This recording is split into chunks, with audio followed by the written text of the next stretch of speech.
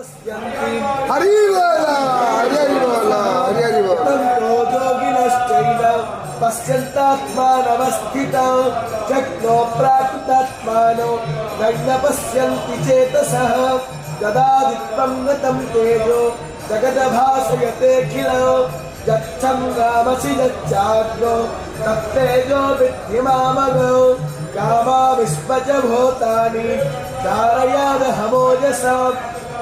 उष्णामीचौषधिः सर्वा सोमभूत्वा रसात्मकः अहं वैश्वानरो भूत्वा प्राणिनं देहमाश्रितः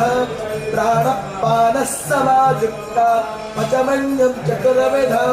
सर्वश्च चाहं हृदि सन्निविष्टो मतस्पतिज्ञानपपोहनं च वेदैश्च सर्वैरहमेव विद्यो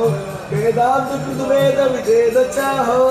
द्वावैमो पुरुषो लोके क्षरश्चाक्षर एव च क्षरः सर्वाणि भूतानि